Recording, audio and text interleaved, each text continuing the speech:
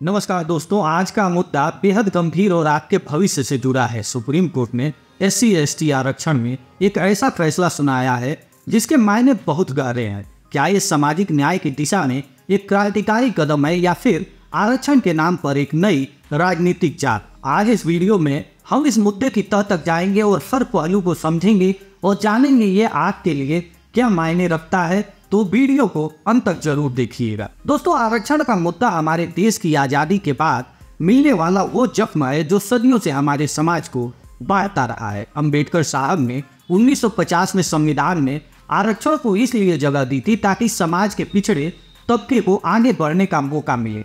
लेकिन क्या यह मकसद पूरा हुआ? क्या आरक्षण से जातिवाद खत्म हुआ या फिर बस एक नया जातिवाद पैदा हो गया? सुप्रीम कोर्ट ने SC/ST आरक्षण में एक बड़ा बदलाव किया है। अब हर राज्य अपने हिसाब से SC/ST समुदाय के अंदर भी अलग अलग आरक्षण दे सकता है।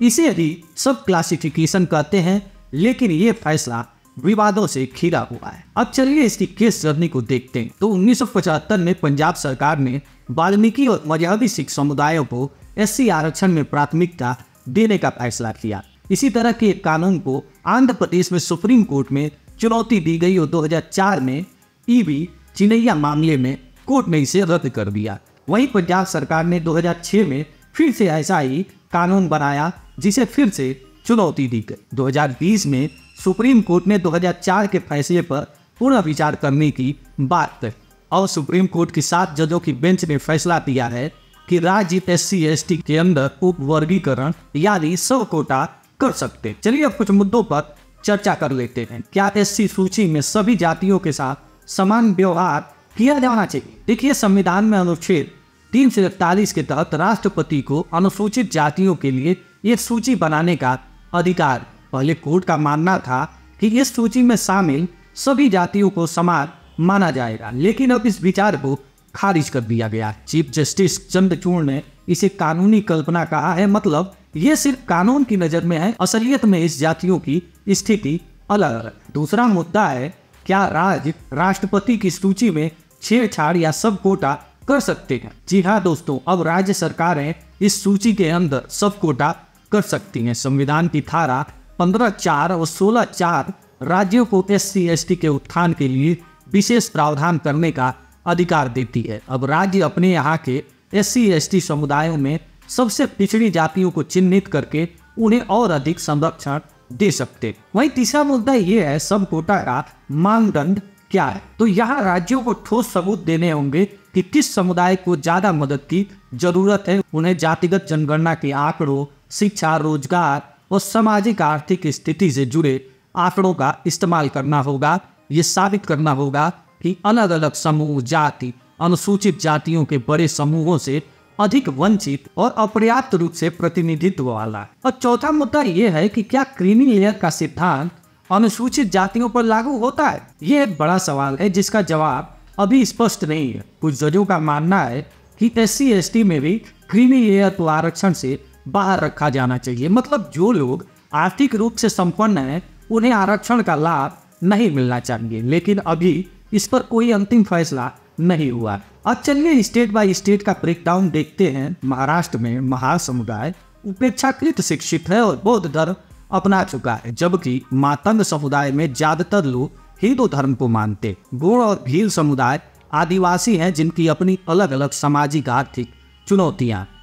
महाराष्ट्र में सब कोटा का मुद्दा विशेष रूप से महत्वपूर्ण है क्योंकि यहाँ SC/ST की आबादी काफी बड़ी है और इनमें आंतरिक असमानताएं भी मौजूद है। वहीं राजस्थान में मेघवाल में सबसे बड़ा SC समुदाय है।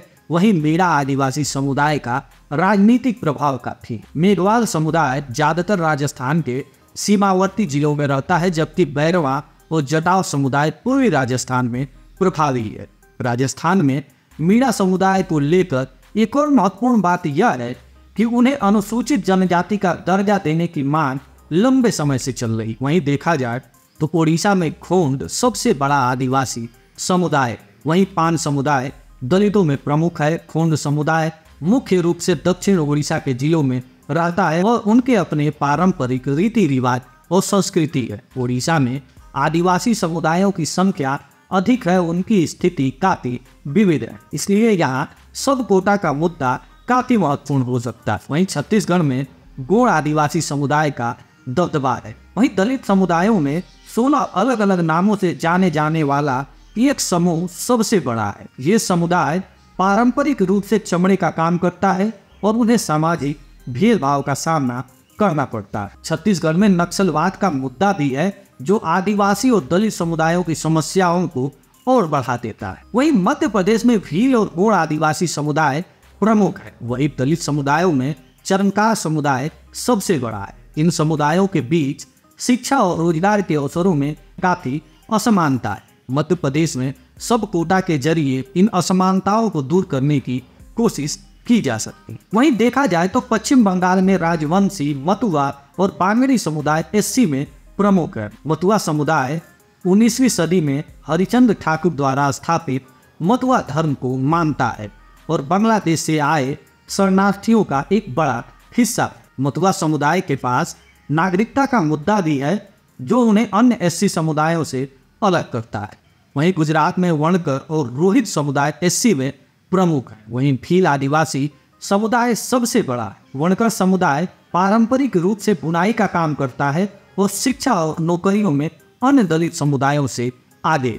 दलितों में गुजरात में दलित समुदायों के बीच आर्थिक असमानता एक बड़ा मुद्दा है और सब कोटा इस समस्या का एक संभावित समाधान हो सकता है। असम में बोडो सबसे बड़ा और राजनीतिक रूप से सबसे प्रभावशाली आदिवासी समुदाय है।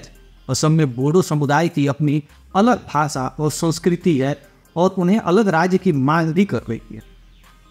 वहीं देखा जाए तो त्रिपुरा में देवबर्मा आदिवासी समुदाय का दबदबा है जो त्रिपुरा का पूर्व शासक वंश भी था। वहीं उत्तराखंड में जौनसारी और थारू आदिवासी समुदाय प्रमुख है जो हरिजन और वाल्मीकि दलित समुदायों में आते। देखिए दोस्तों, इसके कुछ सकारात्मक पहलू भी हैं, जैसे SC ST के अंदर जो असमानता है उसे दूर करने में मदद मिलेगी। अब तक आरक्षण का फायदा कुछ ही समुदायों को ज़्यादा मिलता था, लेकिन इस फैसले से बाकी पिछड़े समुदायों को भी आगे आने का मौका मिलेगा। ज़्यादा पिछड़े समुदायों को तरक्की के ज़्यादा मौके मिलेंगे। शिक्षा और रोजगार में उनका प्रतिनिधित्व बढ़ेगा। आरक्षण का असली मकसद पूरा होगा। जो लोग वास्तव में आरक्षण के हकदार हैं उन्हें इसका लाभ मिलेगा। वहीं इसके कुछ नकारात्मक पहलू भी हैं, जैसे जातिवाद को और बढ़ावा मिल सकता है। कुछ लोग कह रहे हैं कि ये फैसला जातियों को और बांट देगा और आरक्षण की आड़ में नई जातियां बनेंगी। राज्यों के बीच मतभेद पैदा हो सकते हैं। अलग अलग राज्यों में अलग अलग जातियों को आरक्षण देने से विवाद हो सकते हैं। आरक्षण का लाभ उठाने वाले कुछ लोगों को नुकसान हो सकता है। जो लोग पहले से ही आरक्षण का लाभ उठा रहे थे उन्हें अब दूसरे समुदायों के साथ बांटना पड़ सकता है। सब कोटा की प्रक्रिया में राजनीतिक हस्तक्षेप हो सकता है। राजनीतिक दल अपने फायदे के लिए इस फैसले का इस्तेमाल कर सकते हैं। दोस्तों, ये फैसला आपके भविष्य के लिए बहुत अहम है। हमें कमेंट में जरूर बताइए कि आपकी राय क्या है। क्या ये फैसला सही है? क्या ये आपके लिए फायदेमंद साबित होगा? हमें अपने विचार जरूर बताएं। आज के लिए बस इतना ही। इस वीडियो को ज़्यादा से ज़्यादा शेयर कीजिए ताकि सब लोग इस मुद्दे को समझ सकें। लुकआउट इंडिया को सब्सक्राइब करना मत भूलिएगा। जय हिंद।